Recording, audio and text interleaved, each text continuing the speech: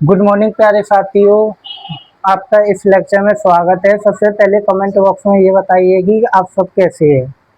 ठीक है, देखिए भाई, परिस्थिति कैसी भी हो लेकिन हंसते खेलते मुस्कुराते उन परिस्थितियों को झेल जाओ और अपने लक्ष्य की तरफ आगे बढ़ते हुए चलिए। देखिए, कल मैंने आपको क्वेश्चन नंबर 2 क्वेश्चन करा दिए था, पहला और दूसरा। आज क्वेश्चन नंबर आपका 3 है। उस तीसरे क्वेश्चन में आपसे देखिए क्या पूछा हुआ है। उसने कहा है कि आपके पास 616 और भाई 32 दो संख्याएं दी है। आपको क्या ज्ञात करना है भाई? स्तंभों की संख्या।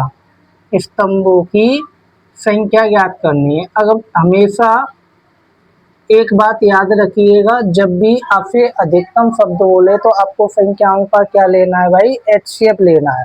जब भी आपसे अधिकतम शब्द बोले तो संख्याओं को आपका क्या लेना है भाई? एचसीएफ। जैसे कि मैं भाई 32 का भाग कितने में दूंगा भाई? 616 में।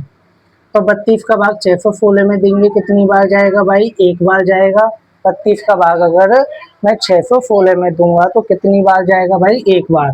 कितना बचेगा भाई? यहाँ पर 11 में से 2 गए तो 9 बचेगा, और यहाँ पर कितना बचेगा? 2, और यहाँ पर मैं कितना उतार लूंगा? 6। अब भाई इसका भाग अगर इसमें देंगे तो कितनी बार जाएगा? 9 बार। 9 दूनी 18 हो जाएगा, 9 तिया 27, 27 और 1 28। एक हासिल लेंगे, 16 में से 8 गए तो कितना बचेगा भाई? 8। यहाँ कितना रह जाएगा? 8। 8 में से 8 गए तो 0, 2 में से 2 गए तो भाई कितना? 0। 8 का भाग कितने में देना है भाई? 32 में। तो 8 चौक 32 कितनी बार जाएगा भाई? 4 बार। खत्म। तो स्तंभों की संख्या कितनी आ गई? स्तंभों की संख्या। तो स्तंभों की संख्या कितनी आ गई आपकी? 8। स्तंभों की संख्या कितनी आ गई? 8।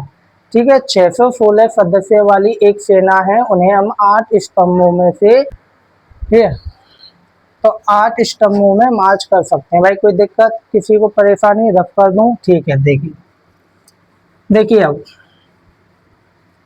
अब आपको क्या करना है? एक्सरसाइज 1.2। अब आपकी नई एक्सरसाइज शुरू होने जा रही है और एक्सरसाइज का नाम क्या है? 1.2। देखिए, पहले क्वेश्चन में क्या कह रहा है? आप निम्नलिखित संख्याओं को अभाज्य गुणनखंडों के गुणनफल के रूप में व्यक्त कीजिए। देखिए भाई, पहला क्वेश्चन दिया है आपको 140। इसको आपको किस में व्यक्त करना है भाई? अभाज्य गुणनखंडों के, अभाज्य गुणनखंडों के गुणनफल के रूप में। किसके रूप में? गुणनफल। किसके रूप में करना है भाई? अभाज्य गुणनखंडों के गुणनफल के रूप में। देखिए, आप इस 140 का अगर एलसीएम लोगे तो कितना हो जाएगा भाई? 2 से काटेंगे कितनी बार? 70 बार। 2 से काटेंगे कितनी बार? 35 बार। कितनी बार कटेगा भाई? 2 से 35 बार। अब देखिए, इसे 5 से काटेंगे तो कितनी बार कटेगा? 7 बार। और इसे 7 से काटेंगे तो कितनी बार कटेगा? 1 बार। देखिए, ये जो वैल्यू निकल के आई आपकी, ये जो वैल्यू निकल के आई है, इन वैल्यू को आप क्या बोलेंगे भाई? अभाज्य गुणनखंड। क्या बोलेंगे? अभाज्य गुणनखंड बोलेंगे। अभाज्य का मतलब क्या होता है भाई? देखिए, 2 इंटू 2 इंटू 5 इंटू 7। अभाज्य का मतलब क्या होता है कि ऐसी संख्या जो केवल 1 से विभाजित हो और स्वयं से विभाजित हो। जो आपकी जो गुणनखंड निकल के आए, ये गुणनखंड भाई कितने कैसे हैं? अभाज्य। क्योंकि मैं कहूँ आपसे 2 कितने से विभाज्य है?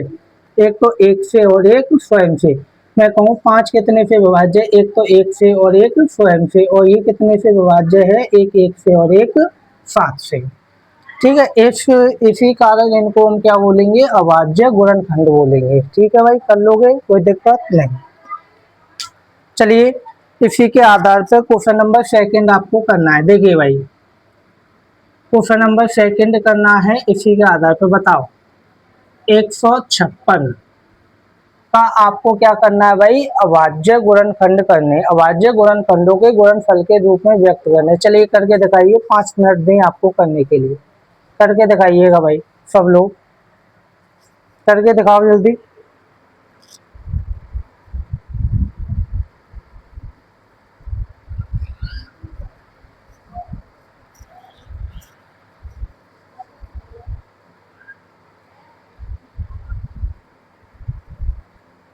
करके दिखाइए भाई। मैं यही हूँ, देखिए साइड में हूँ, साइड में खड़ा हो गया हूँ। सबको इसके गुणनखंड करने हैं, अभाज्य गुणनखंड निकालने हैं कि इस वाली संख्या के अभाज्य गुणनखंड क्या होंगे। करके कमेंट बॉक्स में आंसर दीजिए सब लोग कि कमेंट बॉक्स में इसका आंसर कितना होगा। जल्दी बताइए भाई कमेंट बॉक्स में। चलिए देखिए, बहुत बच्चों के कमेंट बॉक्स में आंसर आ भी गए। देखिए जैसे कि आप इसे 2 से काटोगे कितनी बार कटेगा, 7 बार, और ये 8 बार। इसे आप 2 से काटोगे तो ये 3 बार और ये 9 बार। इसे आप 3 से काटोगे तो 3 से ये कितनी बार कटेगा, आप भाई आप बोलोगे 3 एकम 3 और 3 तिया 9। और इसे आप 13 से काटोगे तो ये कितनी बार कटेगा भाई, आपका 1 बार। तो ये जो वैल्यू निकल के आएंगे, ये वैल्यू आपकी कैसी है भाई, अभाज्य गुणनखंड है। अभाज्य गुणनखंड, ये अभाज्य गुणनखंड है। ये वैल्यू आपकी ऐसी हैं जो केवल 1 से और स्वयं से विभाजित हैं, कोई अन्य संख्या से विभाजित नहीं है। तो इन्हीं को आप क्या बोलोगे, अभाज्य गुणनखंड बोलोगे। भाई कर लोगे अगर ऐसे क्वेश्चन आए, ठीक है भाई। नंबर सेकंड का पहला, अब क्या करना है आपको, क्वेश्चन नंबर सेकंड का पहला, ठीक है भाई। तो क्वेश्चन नंबर सेकंड में क्या कहा है कि पूर्णांकों के निम्नलिखित युग्मों के एचसीएफ और एलसीएम ज्ञात कीजिए तथा इनकी जांच कीजिए। दो संख्याओं का गुणनफल हमेशा एचसीएफ इंटू क्या है, एलसीएम। तो देखिए भाई, आपका पहला क्वेश्चन दिया हुआ है इसका कि 26 और कितना 91। इसका आपको क्या करना है, इसका आपको क्या करना है भाई, एलसीएम भी ज्ञात करना है और इसी का आपको एचसीएफ ज्ञात करना है। और ये भी देखना है भाई दो संख्याओं का गुणनफल, जो आपका एलसीएम आया जो आपका एचसीएफ आया, उन दोनों का गुणनफल इन दोनों संख्याओं के गुणनफल के बराबर है या नहीं। तो देखिए भाई, सबसे पहले इनका एलसीएम ले लो आप। देखो 26 का एलसीएम अलग लोगे और इस वाली संख्या का एलसीएम अलग लोगे। इसे 2 से काटोगे कितनी बार कटेगा भाई, 13 बार। और इसे 13 से काटोगे कितनी बार कटेगा, ये 1 बार, ठीक है। अब देखिए इसे अगर आप कितने से काटोगे, 2 से तो कटेगा नहीं ये वाला, ठीक है। तो कितने से कटेगा, ये आप बोलोगे सर ये 7 से कटेगा। 7 एकम 7 और कितनी बार, 7 तिया 21। अब कितने से कटेगा, 13 से, ये 1 बार, ठीक है। अब देखिए एलसीएम की बात करेंगे, एलसीएम।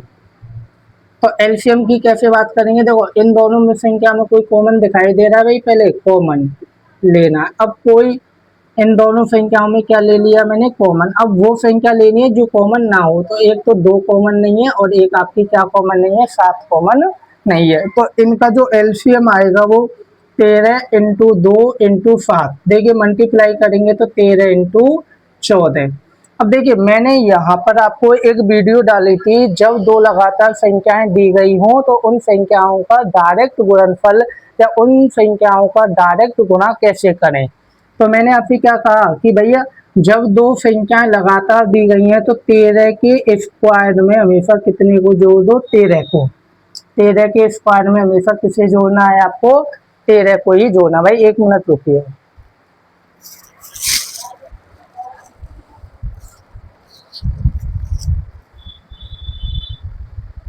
ठीक है भाई, तो 13 के स्क्वायर में हमेशा किसको जोड़ना है, 13 को। जब दो संख्याएं लगातार दी गई हों और उन संख्याओं का आपको गुणा करना हो तो आपको क्या करना है कि छोटी संख्या के स्क्वायर में उसी संख्या को जोड़ दो तो उन संख्याओं का मल्टीप्लाई हो जाएगा। भाई 13 का स्क्वायर कितना है, आप बोलोगे 169 और भाई 13 ही इसमें जोड़ोगे तो कितना हो जाएगा, 12, 8 और 1।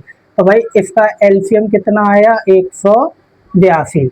कितना निकल के आ गया भाई, इसका एलसीएम 182 निकल के आ गया, ठीक है।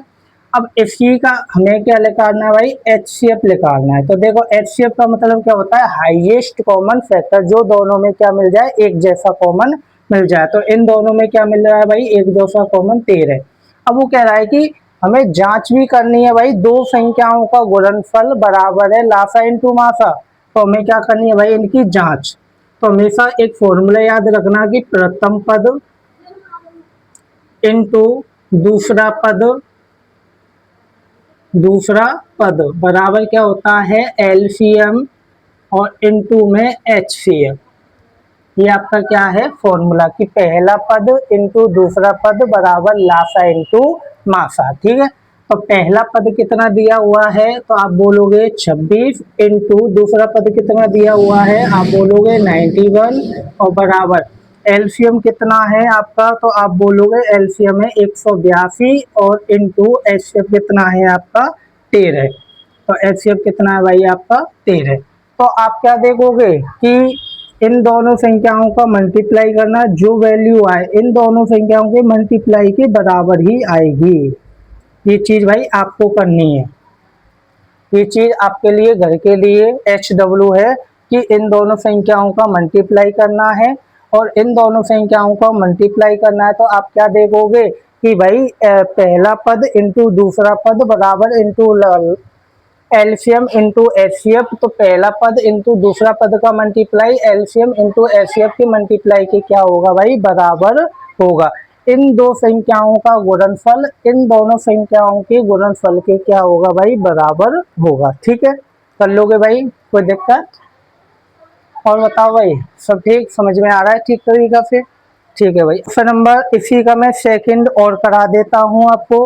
तो देखिए क्वेश्चन नंबर आपसे सेकंड क्या कहा है, सेकंड क्वेश्चन वो कह रहा है कि 510 और 92 का आपको क्या लेना भाई, वही एलसीएम लेना है और एचसीएफ लेना है और क्या करनी है जांच भी करनी है कि भाई ये चीज होगी या नहीं। तो आपको क्या करना है, एक तरफ एलसीएम और एक तरफ एचसीएफ। तो 510 का एलसीएम और इसका एलसीएम देखो कितने से काटोगे आप, 2 से। तो 2 दूनी 4, कितना बचेगा 1, 2 पंजे 10, कितना बचेगा 1, तो 2 पंजे 10। अब कितने से जाएगा भाई, आप बोलोगे 3 से, 3 अट्टे 24 और 3 पंजे 15। अब कितने से जाएगा भाई, अब आपका जाएगा 5 से, तो 5 एकम 5, कितना बचेगा 3, तो कितनी बार जाएगा भाई 3 बचेगा तो 7, 7 पन्ने 35। अब कितने से जाएगा भाई 17 से कितनी बार जाएगा, एक बार। ठीक है, ऐसे ही अगर आप इसका एलसीएम लोगे तो कितने से जाएगा, इसमें 2 से, 2 से काटोगे तो 4 बार और ये 6 बार। फिर भाई इसमें 2 से काटोगे तो कितनी बार, 2 बार और ये 3 बार। और भाई फिर इसमें कितने से मल्टीप्लाई दोगे आप, एक बार। ठीक है भाई, अब देखिए एलसीएम कितना होगा, आप इनका अगर एलसीएम देखोगे तो एलसीएम का मतलब क्या होता है, लोवेस्ट कॉमन मल्टीप्लाई। इन दोनों संख्याओं में पहले वो संख्या देखो जो कॉमन मिल रही है, फिर वो संख्या देखो जो कॉमन नहीं है। तो सबसे पहले कॉमन क्या मिल जाएगा भाई, केवल और केवल एक 2 कॉमन मिलेगा, तो ये कितना हो जाएगा भाई 2। अब कौन सा कॉमन नहीं है, तो आप बोलोगे 3 इंटू 5 इंटू 17 और इसमें कौन सा कॉमन नहीं है, 2 इंटू 23। ठीक है, और इसका अगर आप HCF निकालोगे तो HCF भाई कितना आ जाएगा, केवल कॉमन संख्या, केवल कितनी कॉमन संख्या, कॉमन। अब इसमें जांच कर लीजिए आप, जांच। तो आपको क्या करनी है भाई, अब इसमें जांच है ना। तो देखिए जांच आप कैसे करोगे, फॉर्मूला होता है पहला पद इंटू दूसरा पद बराबर कितना होगा भाई, लासा इंटू मासा, इंटू मासा। ठीक है भाई, लासा को क्या बोला जाएगा इंग्लिश में, एलसीएम, और इसे क्या बोला जाएगा भाई, HCF। तो भाई पहला पद कितना है, तो आप बोलोगे पहला पद कितना है 510, लासा कितना है भाई, दूसरा पद कितना है 92। भाई एलसीएम कितना आया आपका, तो 2 into 3 into 5 into 17 into 2 into 23 आया या नहीं। और भाई मासा कितना है, एचसीएफ कितना है, सब बताइए कि इन संख्याओं का एचसीएफ कितना है। तो आप क्या बोलोगे, इन दोनों संख्याओं का एचसीएफ कितना है 2। तो इन 2 में आप कितना लगा दोगे भाई 2। अब आप देखोगे कि इन संख्या का मल्टीप्लाई इस वाली संख्या के मल्टीप्लाई के क्या होगा भाई, बराबर होगा। चलिए करके देख लेते हैं। 51 इंटू 92 करना है, तो 2 एकम 2, 2 पंजे 10 और जी 9 एकम 9, 9 पंजे 45। तो ये 2 9 और ये 6 4 और इधर क्या लगा दोगे 0, और ये आ जाएगा भाई 4 6 9 2 0। अब देखो इनका करके देख लो कैसे करोगे, 3 दूनी 6, 6 6 पंजे 30 और 30 दूनी 60, 60 दूनी 120। तो भाई ये कितना हो जाएगा 120 इंटू, भाई ये कितना हो जाएगा 17 इंटू 23, 17 इंटू 23। तो भाई मल्टीप्लाई करो। तो देखिए कैसे करोगे आप, एक काम कीजिएगा, देखिए मैं अपने तरीके से कर रहा हूँ, आपको जैसे ठीक लगे आप अपने तरीके से करिएगा भाई मल्टीप्लाई। 7 दूनी 14 की 4, हाफे लगी 1, 7 एकम 7 और एक 9, 9 एक 10 की 0, हाफे लगी 1, 1 एकम 1 और एक 2, इनको मल्टीप्लाई करना है 23 का।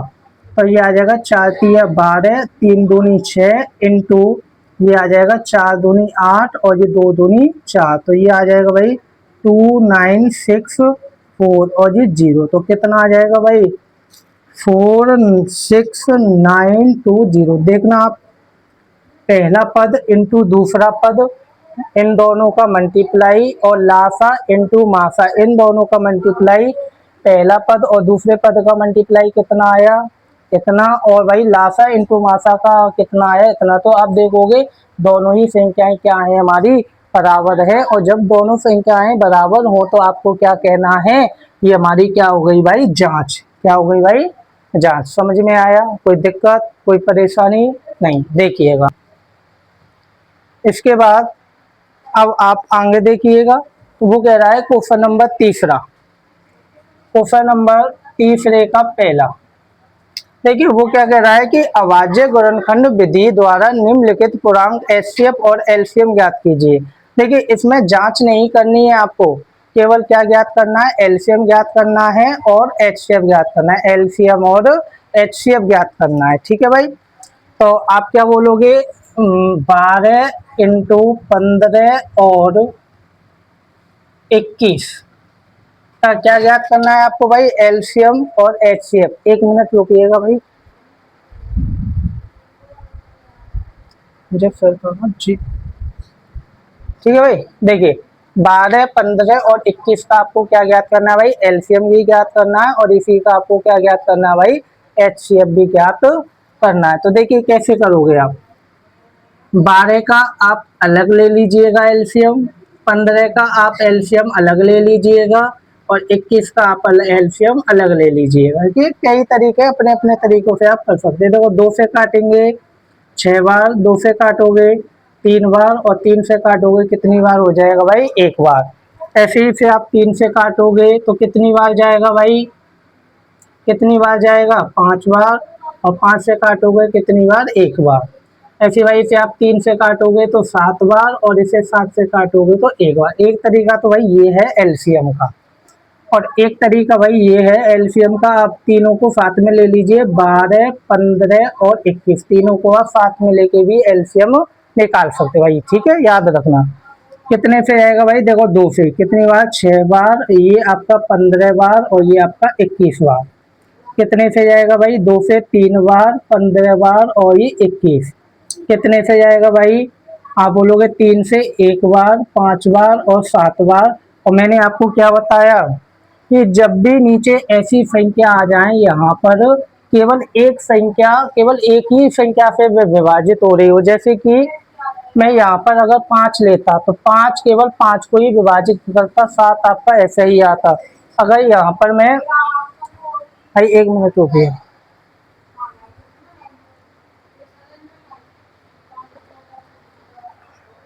देखिए भाई मैंने आपको क्या बताया कि अगर नीचे ऐसी संख्याएं आ जाएं जिसका भाग केवल एक ही संख्या में जाए, जैसे कि मान लीजिए मैं यहाँ पर 5 लूँ तो इस 5 का डिवाइड इसी में जाएगा, अगर मैं यहाँ पर 7 लूँ तो इस 7 का डिवाइड केवल एक ही नंबर में जाएगा। और जब नीचे ऐसी संख्या आ जाए जिसका डिवाइड केवल एक ही नंबर में जाए तो आपको क्या करना है, इन संख्याओं को लेना है भाई, और इन संख्याओं को लेना है। तो एलसीएम कितना आ जाएगा तुम्हारा, तो आप क्या बोलोगे 2 इंटू 2 इंटू 3 और बराबर 1 इंटू 5 इंटू 7। ये आपका क्या हो गया भाई एलसीएम, क्या हो गया ये आपका एलसीएम। ठीक है, मल्टीप्लाई कर लीजिए, अगर आप 2 दूनी 4, 4 तिया ये 12 और ये 35। ठीक है भाई, तो आप करोगे 12 पंजे 60 की 0, हाथ से लगी 6, 12 तिया 36, 12 तिया कितने हो गए 36 और 6 कितने हो गए भाई 42। तो कितना एलसीएम आ जाएगा भाई 420। कितना आ जाएगा 420। ठीक है, अगर आप इसमें निकालना चाहो तो फिर पहले वो संख्या देखो जो कॉमन मिल रही हो। देखो 3 3 और 3 मिल गई कॉमन, और कोई संख्या कॉमन मिल रही है नहीं, तो भाई आप यहाँ से भी एलसीएम को निकाल सकते हो। तो भाई 3 और इसमें कितना आएगा 2 इंटू 2, ये कितना आएगा भाई 5, और ये कितना आएगा भाई 7। करोगे 3 दूनी 6, 6 दूनी 12, 12 इंटू 35 करोगे कितना आ जाएगा भाई, केवल और केवल कितना आ जाएगा 420। अगर आप इसी का अगर एचसीएफ निकालोगे तो एचसीएफ कितना आ जाएगा इसका भाई, केवल और केवल 3। कर लोगे भाई इन सवालों को, कोई परेशानी कोई दिक्कत नहीं। क्वेश्चन नंबर 4, वो क्या कह रहा है कि क्वेश्चन नंबर 4 में कि दो संख्याओं का आपको एचसीएफ दिया हुआ है।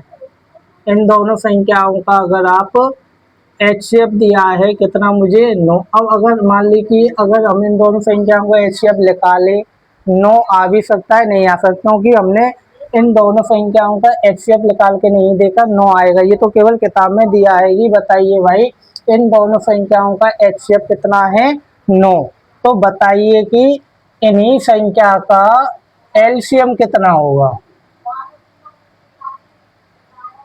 तो इन्हीं संख्या का कितना क्या होगा एलसीएम कितना होगा। तो कैसे करेंगे भाई इसे, देखिए फॉर्मूला होता है पहला पद इंटू दूसरा पद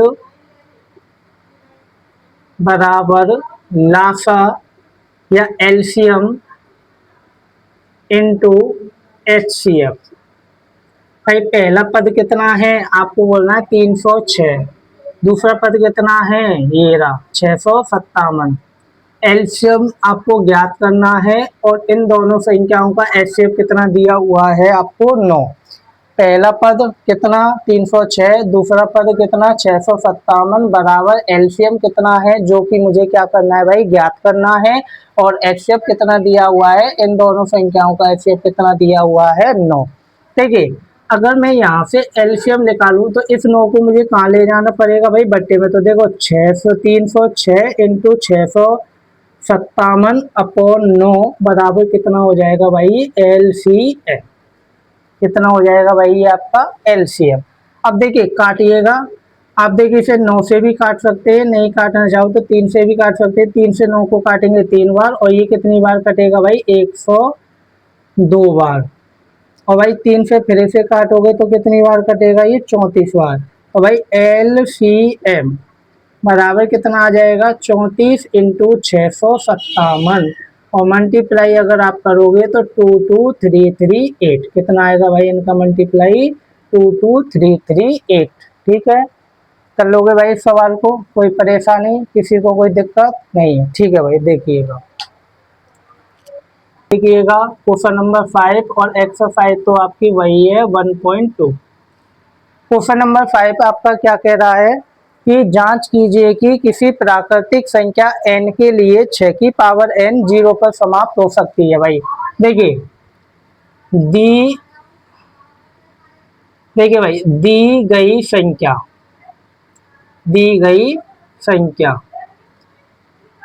कितनी है 6 की पावर n। वो कह रहा है कि किसी प्राकृतिक संख्या n के लिए 6 की पावर n 0 पर समाप्त हो सकती है या नहीं। तो आप देखिए क्या करोगे 6 के अभाज्य गुणनखंड, क्या करोगे 6 के अभाज्य गुणनखंड। तो भाई 6 के अभाज्य गुणनखंड कितने आ जाएंगे, तो आप बोलोगे सर 2 इंटू कितना आ जाएगा अभाज्य गुणनखंड 3, 2 इंटू 3। मुझे एक बात बताओ, मैंने आपको कोई वैल्यू दी जैसे कि मान लीजिए 2 इंटू 9 इंटू मान लो 14 इंटू 3 इंटू 6 इंटू 17 इंटू मान लीजिए 40, और मैं आपसे कहूँगी इन सभी संख्याओं का मल्टीप्लाई करिएगा और मुझे ये बताइए कि इन संख्याओं का मल्टीप्लाई करने पर जो इकाई का अंक आएगा वो 0 आएगा।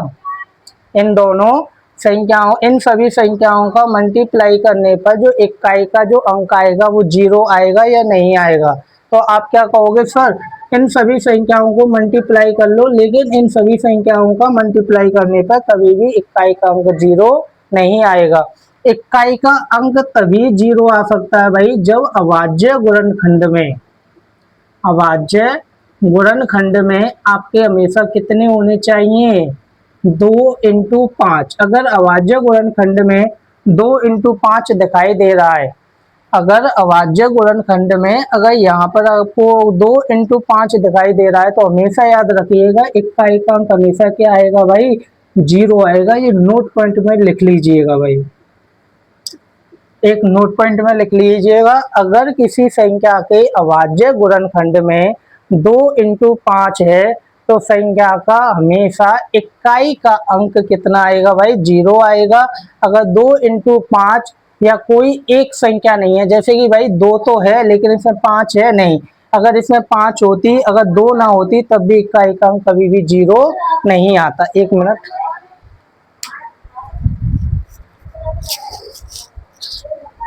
तभी भी इकाई का अंक 0 नहीं आता। इकाई का अंक 0 आने के लिए अभाज्य गुणनखंड में 2 × 5 दोनों होना आवश्यक है, इस बात को याद रखिएगा। अगर इसमें 2 × 5 नहीं है तो कभी भी अभाज्य गुणनखंड 0 नहीं आएगा। अब मैं आपसे ये कह रहा हूँ, बताइए कि 6 की पावर n, 6 की पावर n, अब 6 की पावर n प्राकृतिक संख्या n के लिए 6 की पावर n 0 पर समाप्त हो जाएगी, नहीं। आप क्या बोलोगे सर, अब मैंने 6 के तो अभाज्य गुणनखंड कर लिए, कितने आए, 2 × 3 और इसकी पावर n है, और n की पावर आप कुछ भी ले लो, n प्राकृतिक संख्या है। क्या है भाई, प्राकृतिक संख्या, क्या है भाई, n प्राकृतिक संख्या। अब जैसे कि प्राकृतिक संख्या होगी तो कितने से वैल्यू प्रारंभ होगी, 1 2 3 4 5 और ऐसे डॉट डॉट डॉट कहाँ तक चलेगी भाई, इन्फिनिटी। अगर मान लीजिए मैंने n की वैल्यू मैंने मान लिया, यहाँ पर माना n बराबर मैंने कितना ले लिया भाई, 1 लूंगा, तो 6 के अभाज्य गुणनखंड कितने हो जाएंगे भाई, 6 के अभाज्य गुणनखंड कितने हो जाएंगे, तो आप बोलोगे सर 2 × 3 की पावर 1 तो बराबर कितना हो जाएगा, 2 × 3। अब जैसे कि मैंने मान लिया, माना भाई n की पावर में 2 ले लूं, तो भाई मैं 6 के अभाज्य गुणनखंड, 6 के अभाज्य गुणनखंड, अभाज्य गुणनखंड तो भाई कितने हो जाएंगे, तो आप बोलोगे 2 × 3 की पावर कितनी है भाई, 2, और 2 × 3 की पावर 2 का मतलब क्या है भाई, 2 × 3 2 × 3। तो देखना भाई इस संख्या में भाई 5 आपको कहीं दिखाई दे रहा है गुणनखंड में, तो आप n की पावर कितनी भी ले लो तो यहाँ पर अभाज्य गुणनखंड में कहीं भी 5 नहीं आएगा। तो आप क्या लिख दोगे, अतः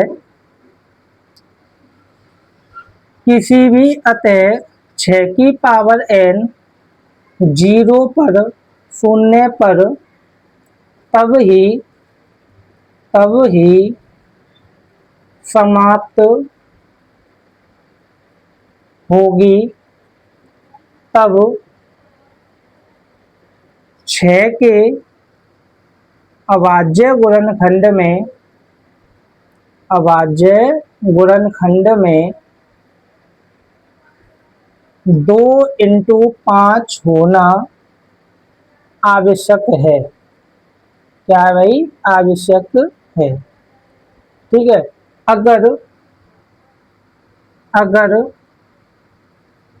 अभाज्य गुणनखंड में, अभाज्य गुणनखंड में 2 × 5 नहीं है तो यहाँ पे लिख लेना, तो संख्या कभी भी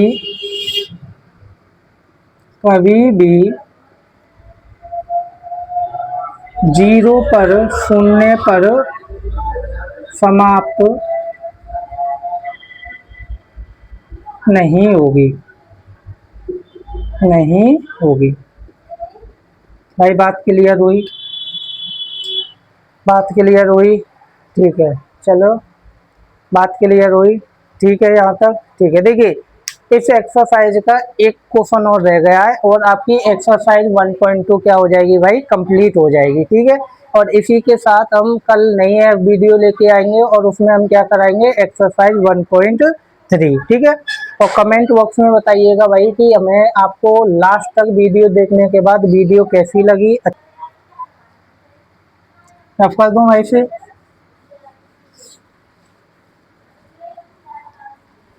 चलिए देखिए, एक क्वेश्चन और है।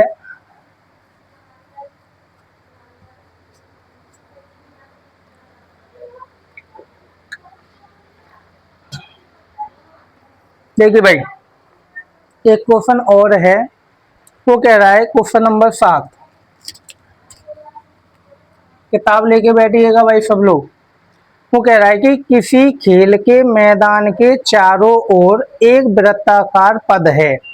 इस मैदान का एक चक्कर लगाने में सोनिया को 18 मिनट लगते हैं, जबकि उसी मैदान का एक चक्कर लगाने में रवि को 12 मिनट लगते हैं। मान लीजिए कि वे दोनों एक ही साथ एक ही स्थान पर चलना प्रारंभ करते हैं, तो बताइए वह पुनः कितने समय बाद उसी प्रारंभिक स्थान पर मिलेंगे। देखिए भाई, सोनिया को समझिएगा पहले, ये कोई एक आपका वृत्ताकार कोई पद है। क्या है ये, लिख देता हूं यहाँ, वृत्ताकार पथ।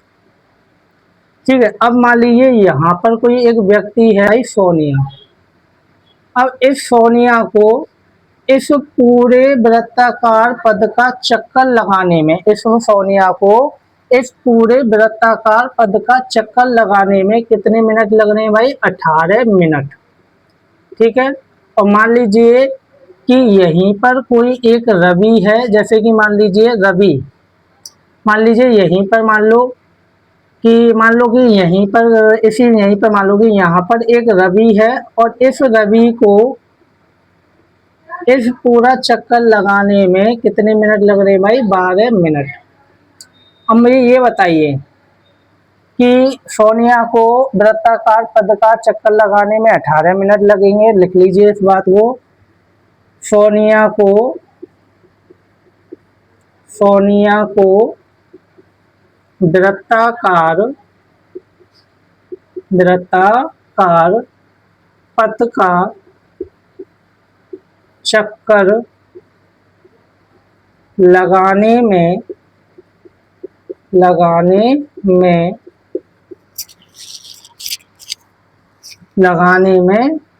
समय भाई, कितना लगा समय, तो आप बोलोगे 18 मिनट। कितना मिनट लग गए भाई उनको, 18 मिनट। सोनिया ने किसी एक वृत्ताकार पथ का चक्कर लगाया, जैसे कि मान लीजिए कि ये एक किताब है, मान लीजिए ये कोई एक वृत्ताकार किताब है। कैसी किताब है ये, वृत्ताकार।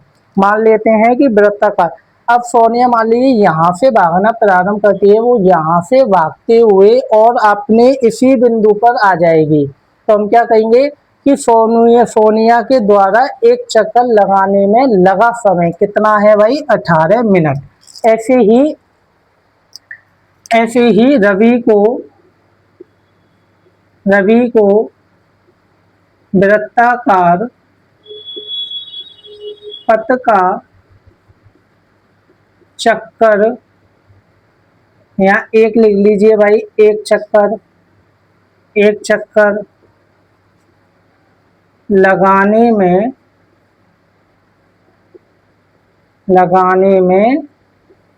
लगा समय भाई, कितना समय लगा, तो आप क्या बोलोगे सर, 12 मिनट।